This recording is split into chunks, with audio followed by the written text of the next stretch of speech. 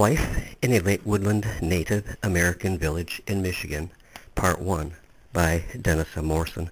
And before I begin this, I want to say that I have noticed a little bit of animosity in some people that I'm making videos that pertain to the Native American prehistory here in Michigan.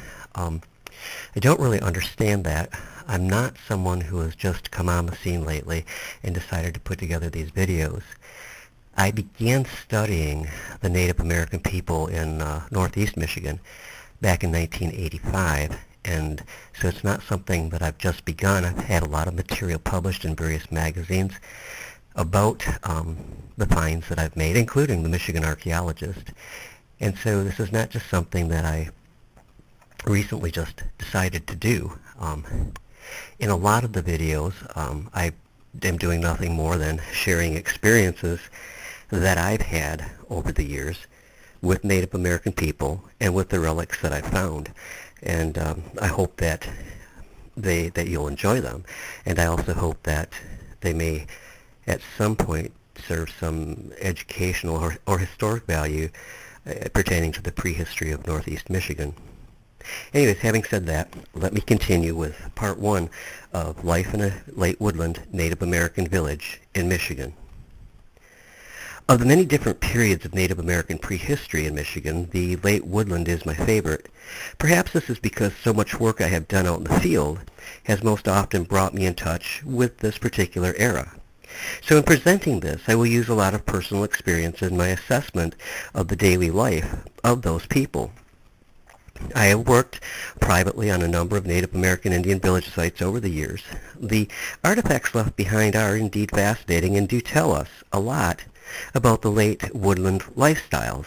But to gain a concept of their everyday life takes a lot of digging, but not in the ground, in old documents made when the first Europeans arrived on the scene. What was the individual like? What did they wear? What did they do for employment? How were they entertained? It is questions such as these that I will strive to answer in this series of videos. I think you might be surprised at how alike us, in some ways, these ancient peoples were. The Late Woodland period in Michigan dates from about 1,400 years ago to 500 years ago, when contact with the first Europeans destroyed the neighborhood, so to speak. The daily routine, like our own, probably became somewhat monotonous. There was more variety in life, though, because through the course of a year, one person wore many different hats. The duties between the sexes were clearly defined, and a woman did not feel less important because she had her occupations to adhere to. Family life was very, very important also. The family was the basis of village strength. The Late Woodland Village Society held dear some common sense principles which we used to hold dear to.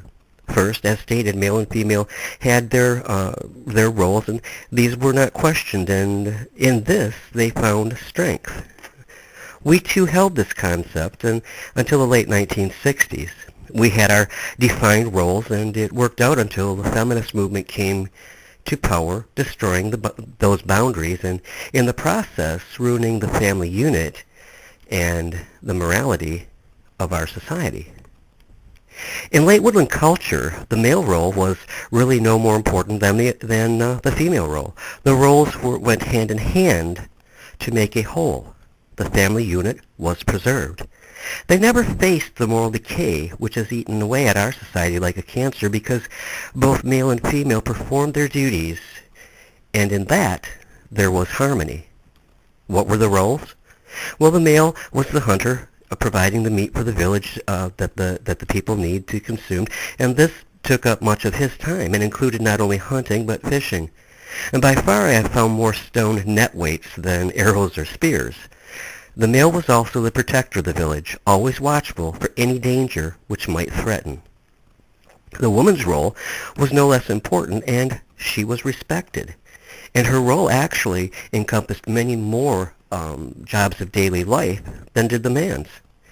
The late woodland villagers often practiced some form of agriculture. The woman was given the very important position of being in charge of the gardens. She cleared ground, planted and harvested, She converted the produce into usable provisions for daily consumption as well as storing supplies for use in leaner seasons. The village was her domain. She would be the one to obtain firewood, gather water, make baskets, bark containers, and pottery vessels. Each of these occupations included many labor-intensive steps, and we'll look at them in more detail in future installments of this series. Yes, the woman had much to occupy her time. For the male, the safety of his village and his family weighed on his shoulders, which is why in part he had to be unencumbered with the domestic occupations. He had to always be ready to lay down his life on a moment's notice. Now let's move on to how the late woodland people dressed. We have a good idea here thanks to early accounts written by the Europeans when they arrived. Upon their coming to these shores, the late woodland ended. They of course used what was at hand, and they were experts at doing that. Styles, so to speak, were pretty uniform, but there was some room for individual expression. Clothing was made from skins of many animals, but deer was the main supplier of the raw goods. When a deer was taken for meat, its skin was used for clothing, and even the bones were used to fashion such goods as awls, needles, and even fishing hooks. Deer was largely used due to its size, and the skin became pliable. Sinew was used for stitching. With the preparation of the sinew for sewing, another important occupation was derived at. Robes were also made from beaver, bear, and other furs. So we can also deduce from this that tanning was another very important occupation, so the raw skins could be made ready for use. Designs were known to have been added to their clothing by the use of porcupine quills, shells, paint, and other items that would add a pleasing touch. The woodland Indians seemed to enjoy pretty things, just as we do today. But the men of the village dressed pretty much alike. In warm weather, the common fare was a simple breechcloth, which sometimes may have had painted or quilled designs added. Sometimes leggings were also worn. Skin moccasins protected the feet, and these had soft soles and a drooping flap. Pendants, called gorgets, were also worn by the men. I have found the remains of broken slate gorgets many times. Gorgets were most commonly shale, but shell ones have also been found. Seashell gorgets in Michigan clearly shows that our woodland dwellers either visited the oceans or traded with people who did. At the old Manhattan Creek site in Oscoda, Michigan, I found the remains of Iroquois pottery from the East Coast. So for more on that find, see my video Captive Heart. But it just goes to show there were known trade routes, and there's no doubt about that. More individuality was obtained by using feathers worn in various manners as well as body painting. Red ochre, graphite, plant and berry juice, charcoal, and soot were used as body paint when mixed with grease. Again, at my old Manhattan Creek site, I made a very unusual find which I termed to be a late woodland makeup kit. The find was published in Indian Artifact magazine some years ago.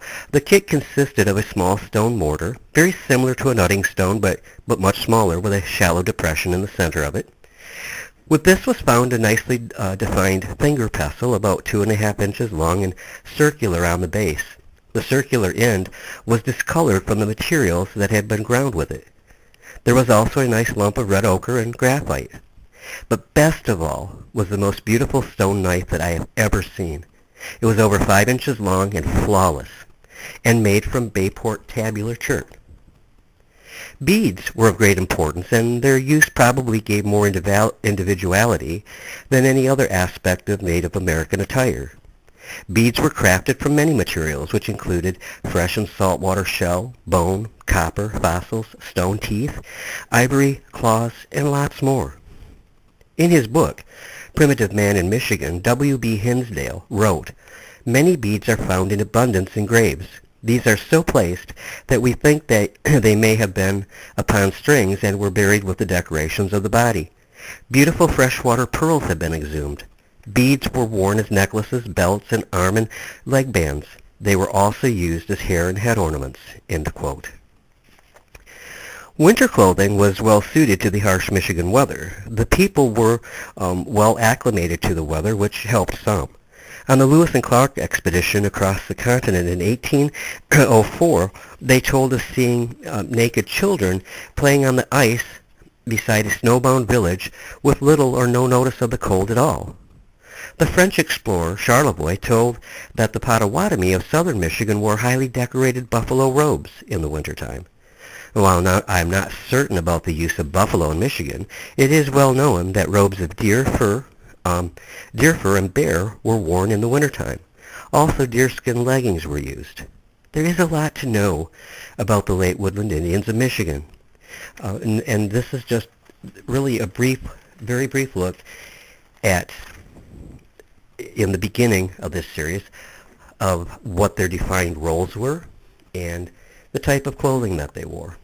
And so hope you've enjoyed this very brief look. And in the next installment, which is a little bit longer, I'll be looking at the production of pottery, which was so important to the survival and the sedentary lifestyle of the Native American in the Late Woodland period. Thanks for taking a look.